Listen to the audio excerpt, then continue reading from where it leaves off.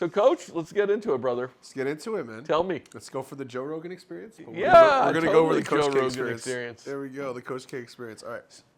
You give me, so where's the crypto space going? Why DeFi Gold? Where is it going? What's going to happen? Well, I think, and we talked about this in Dubai, I think Bitcoin is the ecosystem. I think the next big ecosystem and the only big ecosystem is Bitcoin. And I'm not a maxi per se, but the longer you stay in crypto, the more of a maxi you become. Can I point this out, which you already know? DeFi.gold. Would you say Bitcoin is the gold standard? I would. Okay. I would say that Bitcoin always is the gold standard. Without Bitcoin, we don't have any of the other coins in the first place. I think that the original OGs that we know always wanted more with Bitcoin. They didn't want us to just do Bitcoin. They wanted us to do a store of value, sure, but that wasn't the original idea. The original idea was money, but everyone wanted to build something on it. Which now we have DeFi, now we have financial products, we have lots of things. And I think into the future, meme coins and other products built directly on top of it could be, if not will be, the future. I'm not saying other layer ones and stuff will do poorly. I think that a lot of them are actually not going to be here in 5 years. I agree with you. I think most of the stuff, these L2s and L1s, we're already kind of slowly seeing them not be as important because there's too many of them. The fragmentation has been too big, yet Bitcoin still holds more than 50% of the entire market cap of all the crypto. So that's going to be here, and there's a lot of money there, and there's a lot of people who have money that made money in Bitcoin that are going to be happy to finally use their Bitcoin for something other than just storing it as value. Can I tell you, my first investment into Bitcoin was based on cannabis. Were we early? Did we get shut down by 3-letter government agencies? But Serica Pay was a YC company. And I remember when Tarek came to me about the idea, and he's talking about using Bitcoin to buy cannabis, because at that time you couldn't use credit cards to buy cannabis. Yep. So at the end of the day, and again, I hate to come back to this because people are like, what is the parallel? But let's be candid here. Some of the biggest things that happened with crypto were based on Silk Road. Yeah. They were based on, again, the outlook of drugs and other things today are very, very different. Oh yeah, absolutely. I mean, psychedelics were outlawed everywhere. Everyone thought you were insane or going to go through some crazy epiphany or something bad is going to happen because of drugs. And I think that I personally don't think drugs are a bad thing. I think drugs are sometimes if you abuse them, like anything, if you take too many Tylenols, it's not a good thing either. But so let me throw this out there. You got this product, Bitcoin. Yeah. Everybody's using it. Everybody's paying in sats now. We have this DeFi product. And all of a sudden now you can buy all your cannabis, your psychedelics. You can buy anything you want. It's a global money thing. You know, everything is on the blockchain. I'm talking like 5 or 10 years from now. And we have full transparency with our food, our medicines, everything. Yep. I mean, supply chain, Bitcoin could do that. It can do real world assets. Real world assets. It can do everything, right? And will Ethereum still be around? Yeah, probably. I think most, like, one of my friends was telling me that in every industry, there's always like a top 3 by the end of like when they actually find their product market fit. There's 3 companies that own most of the media companies. There's 3 companies that own most of there's Apple, Microsoft, et cetera. So there's like 3 big in every industry. I think in crypto, we'll see 3 bigger ones, and there'll be some other stuff, penny stock, some smaller stuff. But like the really, really big stuff in our industry could probably come down to 3. And so with Bitcoin, definitely everyone knows it's not a dinosaur. Everyone always tries to say there'll be something that's going to be a new Bitcoin. The Bitcoin's cash, the Bitcoin this. It's all bullcrap. Bitcoin is Bitcoin. It's not going anywhere. And yeah, will they ever change it? We don't know. But the reality is that I'd rather be in a year from now on DeFi Gold buying memes than trying to always buy them on every other chain. I agree with you. I think that all of us have money in Bitcoin. I think most of the OGs hold Bitcoin, and I think everyone will actually, maybe not everybody, there'll be some that will just rather hold Bitcoin. Tell me about Bitcoin and DeFi Gold 10 years from now. What does that look like? It could be the one of the biggest exchanges is Bitcoin only, right? Maybe we add other stuff later, but what does Bitcoin look like globally? I mean, in 10 years from now, I could see it at like $250,000 to $500,000. I don't know if $1 million is going to be realistic, but it all depends on what happens with the. Am I going to be able to buy my cannabis with Bitcoin? You already can buy your cannabis with Bitcoin. Am I going to be able to do it globally? I mean, as long as cannabis is legal, I'm sure. Okay. So, yeah, I'm sure. I mean, Thailand's trying to make it illegal now. Am I going to be able to do it in the U.S. where I can't use crypto to buy cannabis today? You showed me something today, which I have also. We both have credit cards that we can load crypto into. We're using those credit cards to buy cannabis in Thailand.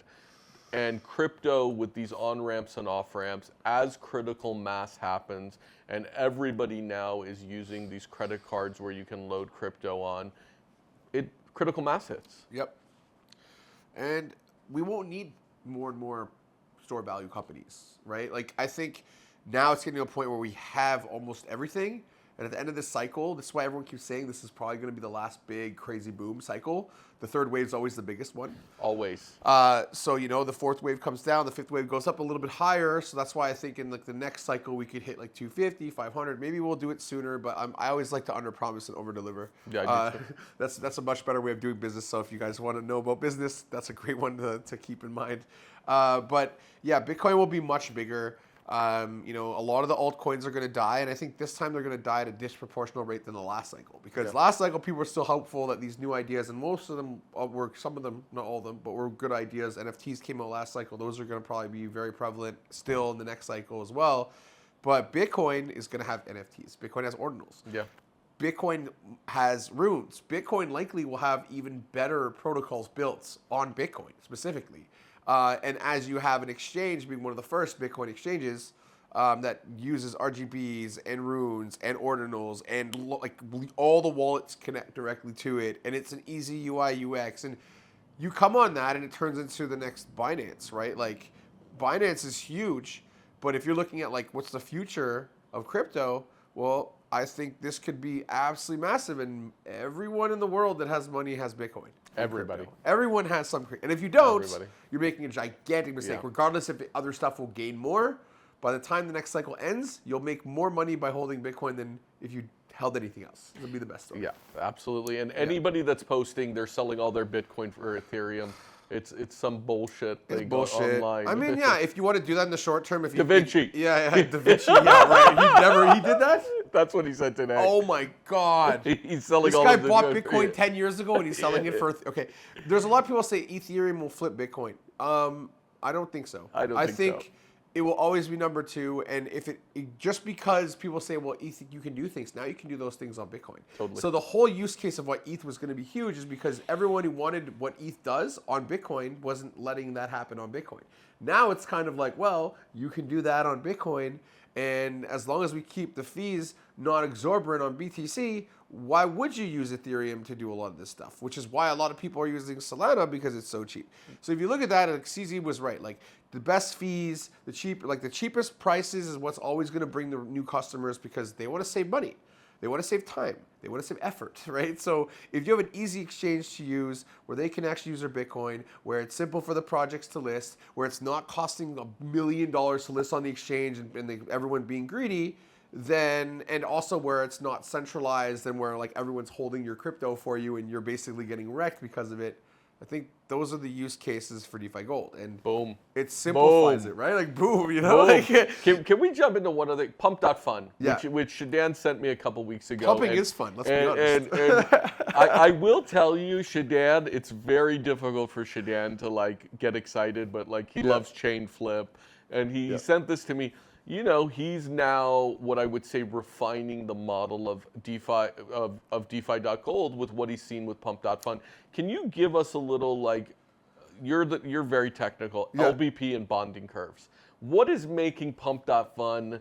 You know, because back like when we were telling people about LBPs and bonding curves 4 weeks ago, nobody knew what we were talking about. Well, they didn't use Ford Foundry. Like they didn't understand that model, right? It's like basically as people buy in, the demand is there, so the price goes up. Yeah. Right? You put all the tokens in a pool, that you're going to sell. And then like as people buy them, they're cheaper obviously when no one wants to buy them. Same as if you go to a warehouse full of all this shit. Like basically let's put it this really simple for retail to understand this. If you go to a warehouse and it's booming with all this stuff and no one's buying it, well obviously then it goes on sale and gets on clearance and then it goes down and down and down in value. So at a bonding curve at that point where no one's actually buying in the warehouse completely full, well, it doesn't really matter to anyone. So like, yeah, it's going to be very cheap to buy that. But if you're the first one to buy it, well, you're in a better advantage because you're the first buy. And as other people do want to buy stuff in the warehouse and it gets depleted, think of new iPhones when they come out. There's not enough. Everyone wants one.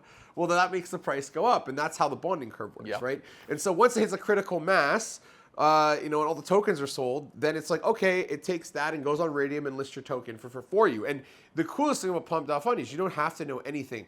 You literally can take a photo from Mid-Journey that you create an AI, have a funny idea, make a Telegram, make a Twitter, make a website, literally launch this like the same day that you do all that stuff because you can do this with AI in one day. And then you just get a bunch of your friends that actually believe they should empty the warehouse.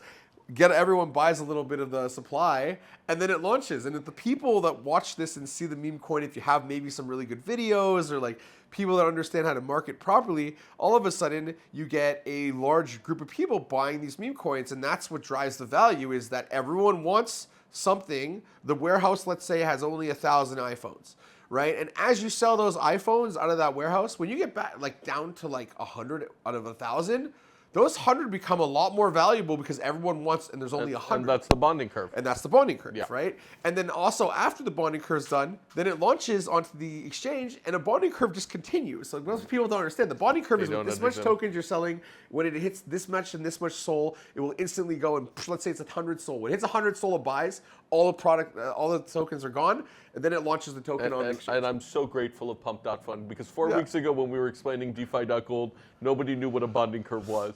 So now everybody, so thankfully we're a little bit ahead of the curve. Yeah, I mean, Pump.Fund's got really good use case for the fact that like, I don't need to know how to do very much. I can launch a token that's a meme. It's going to be fun if I have the right people involved, if I market it properly and get the right KOLs and do all the stuff that every good real project does.